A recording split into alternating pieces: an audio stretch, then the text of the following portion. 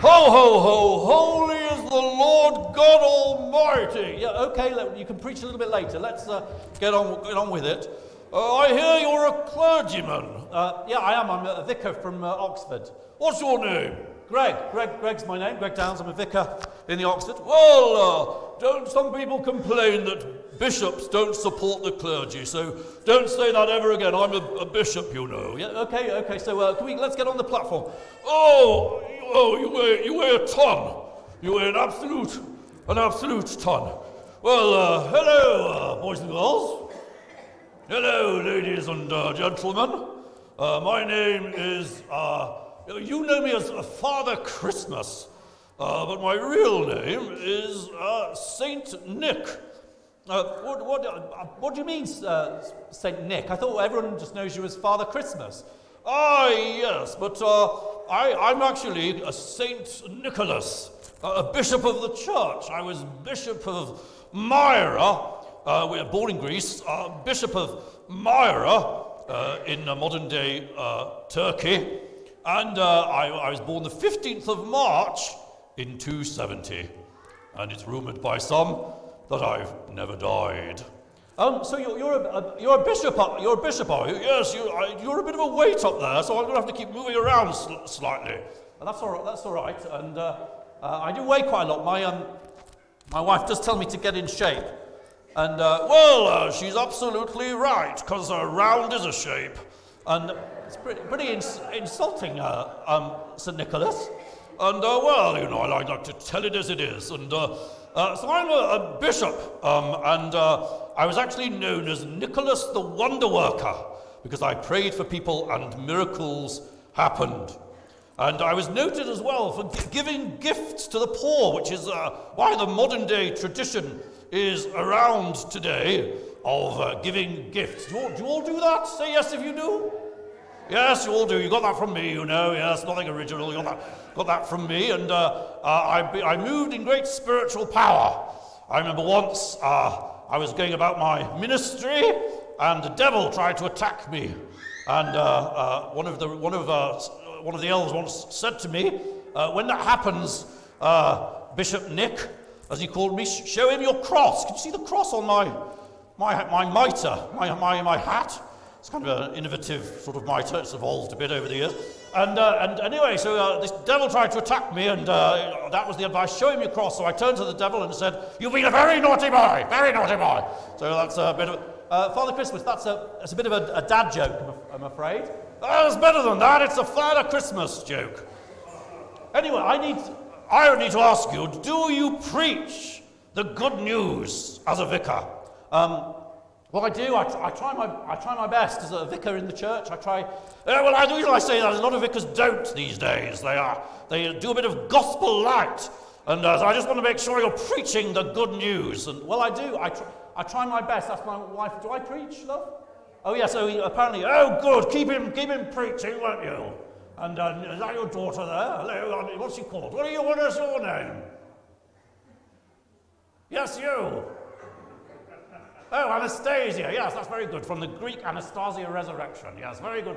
Very good name. Ho, ho, ho. But as long as you're preaching, that's absolutely right. There's no excuse not to preach. So we're going to preach the sermon this morning in two parts. You're going to do a bit, and I'm going to do a bit. So first of all, my text, Vicar Greg, is Luke. It's just one verse. We've got one verse each, and my verse is this, Luke chapter 2, verse 7.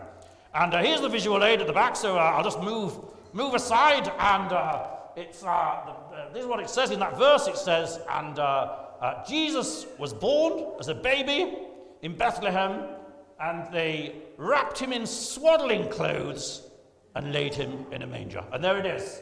There is the manger for all to see. Well, first of all, nobody knows what swaddling clothes are. Hands up, any child who knows what swaddling clothes are. Go on, hands up. What are swaddling clothes? Yes, miss? Sorry, a little bit louder. Something that you wrap the baby in, that's right. It's swaddling clothes are like a primitive nappy. They were like Terry. Do you remember Terry? Anyone old enough to remember Terry nappy before Pampers came in? Well, a bit like Terry, strips of cloth. Simple as that. And they laid him in the manger.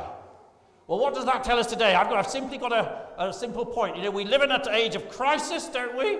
We've got global jihadism. We've got the pandemic. We've got political meltdown. And what I want to say is this. My simple one line is this. The world needs a stable influence. That's my sermon today. But you know, the gospel is everywhere. Jamie's already mentioned the stained glass. But let's look at the stained glass, first of all, to the right. It shows, to the left, it shows Jesus as the good shepherd. And it says, I lay down my life for the sheep.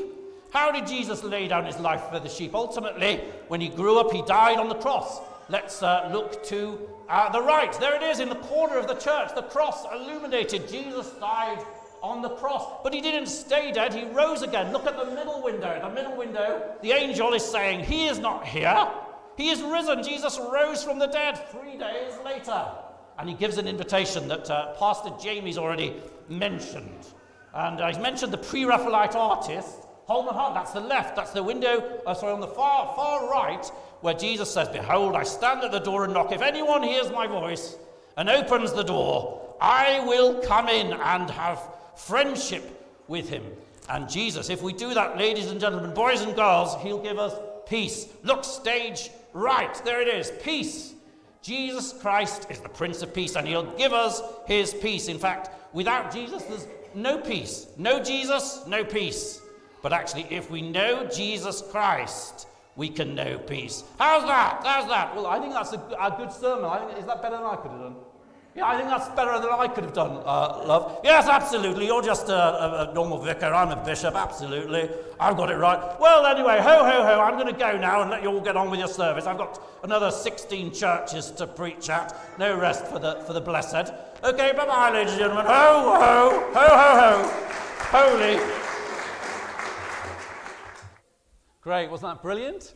And so my bit now. So Bishop Nicholas, he's gone on his rounds elsewhere, and he's left me to do part 2 of the talk. So a little bit nervous about that, never mind. But actually, I'm going to do a bit of a festive illusion. So I need some young people as witnesses.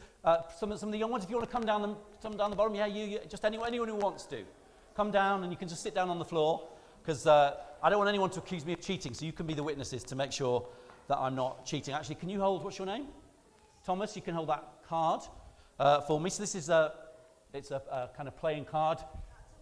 It's a weird card, yeah. It's got all the different numbers of the pack of cards on, and it's the red back there. So Thomas, you can hold that.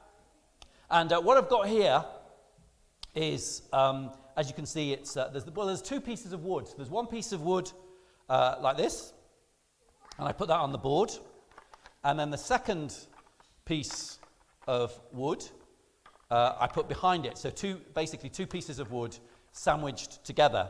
And what we do is, if I get the card from you, Thomas, what we do, put the card in between the 2 pieces of wood, like that. So the 2 pieces of wood, there it is, and it's sandwiched in between the 2 pieces of wood. I remove one board, I remove the second board, and it's gone. Hooray! It's what? It's what? Oh, under there. It's under there. Under that. Yeah, look. Oh, you're right. So there's this little curtain. Yeah, you found out. There's a little curtain there, and there's these bits that you saw it come down. Did you? And then there's a ribbon. Can you see the ribbon? I may as well tell you how to do it. The ribbon. Can you see? It's what it did. It fell between the 2. You already know how to do it. I'll give it. Okay, there you go. You already know how to do it. Well, this is the thing. We often think we know how things are done, aren't we? Should we try it one more time? Okay, one more time. And so we have the first piece of wood, and we place it there. You know this. Okay. The second piece of wood, place it there. Great. Already got this. This is the second time around. So what we do is we place it there in between the 2 pieces of wood. Now you know how it's done, don't you? So actually, this time, if we go round, you can actually see that. I'll give you the backstage view. Can you see that? The backstage view of the card. Yeah, there it is. The backstage view. There it is. And what we do, we take away one piece of wood. We take away the second piece of wood. Completely empty like this. Did you see the second piece of wood like this? And this time, rip off, Thomas. Rip off the curtain. Pull it off. It's completely gone. Yes. Great. Let's get to the curtain back. Great. Thank you. You know, sometimes we think we know how things are done, and we do.